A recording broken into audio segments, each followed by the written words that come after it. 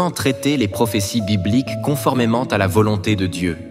La Bible dit « Sachant tout d'abord vous-même qu'aucune prophétie de l'Écriture ne peut être un objet d'interprétation particulière, car ce n'est pas par une volonté d'homme qu'une prophétie a jamais été apportée, mais c'est poussé par le Saint-Esprit que des hommes ont parlé de la part de Dieu. » 2 Pierre 1:20-21. Car la lettre tue, mais l'Esprit vivifie. 2 Corinthiens 3:6. Ces versets nous disent que nous ne pouvons pas interpréter les prophéties de façon littérale d'après nos conceptions et nos imaginations, car ces prophéties viennent de Dieu, et nous ne pouvons les comprendre que par l'illumination du Saint-Esprit. Or, avant que ces prophéties soient accomplies, nous avons vite fait de compter sur nos propres notions et de les interpréter littéralement. On s'expose ainsi à les interpréter de travers. Et puis, nos interprétations absurdes tromperont et induiront d'autres personnes en erreur. Concernant les prophéties qui annonçaient l'arrivée du Messie, par exemple, les pharisiens se fiaient à leurs propres idées. Avant que le Seigneur Jésus soit né, ils s'imaginaient l'arrivée du Messie en se fondant sur le sens littéral des prophéties dans Isaïe 7:14, 9:6-7 et Michée 5:2. Le Messie naîtrait d'une vierge à Bethléem, et il serait appelé Emmanuel. Il grandirait dans un palais et gouvernerait Israël assis sur un trône. Cependant, quand les prophéties ont été accomplies, la façon dont ils l'avaient imaginé s'est trouvée contredite par les faits. En réalité, voici à quoi ils ont assisté. Le Seigneur est né de Marie, qui était mariée. Il est né dans la famille d'un charpentier, et il a été appelé Jésus. Il est venu de Nazareth, et il a été crucifié à la fin. C'est très différent de la signification littérale des prophéties. De ce fait, bien qu'ils aient vu que l'œuvre et la prédication du Seigneur Jésus étaient pleins d'autorité et de pouvoir, les pharisiens n'ont pas reconnu le Seigneur Jésus comme le Messie promis. Au lieu de cela, ils ont même blasphémé contre le Seigneur Jésus en disant qu'il dépendait du prince des démons pour chasser les démons. Ils ont donc commis le péché de blasphème contre le Saint-Esprit, ils ont offensé le tempérament de Dieu, et ils n'ont jamais obtenu le pardon du Seigneur. Et le peuple qui n'avait pas de discernement et qui croyait ce que disaient les pharisiens a aussi perdu le salut de Dieu. Cet exemple nous montre que les pharisiens, parce qu'ils s'en sont tenus à leurs imaginations et au sens littéral des prophéties, ont causé leur perte et ont aussi causé la perte d'autres gens. Maintenant que 2000 ans se sont écoulés, c'est le moment clé pour accueillir la venue du Seigneur. Dans la Bible, on trouve différentes prophéties sur la venue du Seigneur, et nous les expliquons souvent de manière littérale, si bien que nous nous faisons beaucoup de notions sur elles. Par exemple, quand nous lisons dans la Bible, dans des versets sur l'arrivée du Seigneur, les expressions « au milieu de la nuit » et « comme un voleur », voir Apocalypse 16:15, Matthieu 25:6, nous sommes convaincus par le sens littéral que le Seigneur viendra à minuit. En conséquence, certains chrétiens dorment la nuit en manteau et en pantalon, espérant être enlevés tout habillés.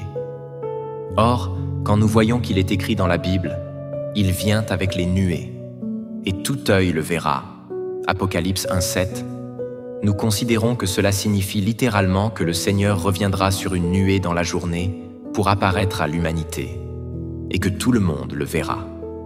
En conséquence, certains regardent souvent le ciel, attendant avec impatience le jour où le Seigneur descendra soudain parmi nous sur une nuée.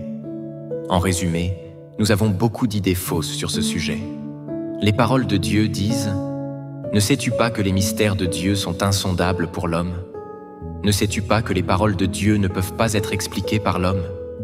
Es-tu certain, sans l'ombre d'un doute, que tu as été éclairé et illuminé par le Saint-Esprit? Est-ce que le Saint-Esprit te l'a montré directement?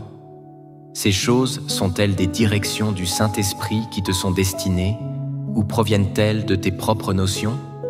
Tu dis « Cela a été dit par Dieu lui-même ». Or, nous ne pouvons pas utiliser nos propres notions et pensées pour évaluer les paroles de Dieu. Les paroles de Dieu nous disent que personne ne peut concevoir les mystères de Dieu. Nous fier à nos imaginations pour interpréter les prophéties de façon littérale n'est pas conforme aux intentions de Dieu.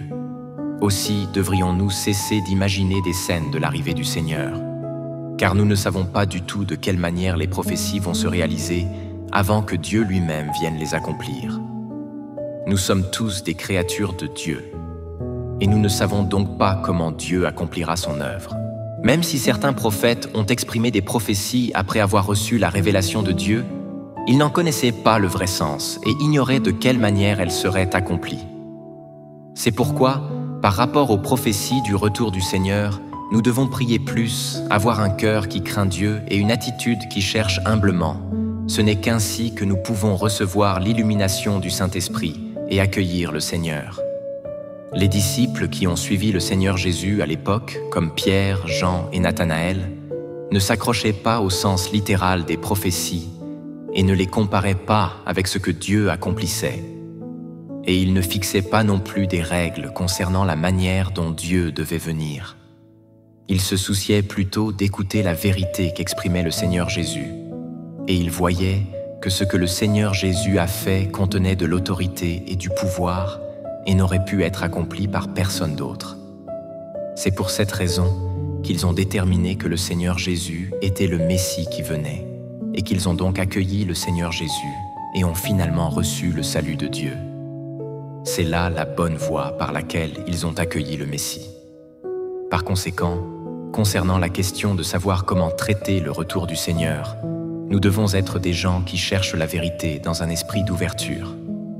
Si quelqu'un témoigne du retour du Seigneur, il ne faut pas que nous commettions la même erreur que les pharisiens, opposer un refus aveugle en nous fiant à nos imaginations et à nos notions, et au sens littéral des prophéties. Nous devons nous-mêmes chercher et étudier. Ce n'est qu'en révérant Dieu dans notre cœur que nous pouvons avoir la possibilité d'accueillir le Seigneur et de comprendre, presque sans nous en rendre compte, comment les prophéties se réalisent. Si vous êtes intéressé par notre contenu, rejoignez notre groupe en cliquant sur le lien WhatsApp sur ma page d'accueil ou ajoutez mon numéro de portable. Plus de contenu vous attend. Cliquez sur le lien WhatsApp pour nous rejoindre. Prenez un moment avec nous chaque jour pour étudier la parole de Dieu et renforcer votre foi. Rejoignez gratuitement notre groupe.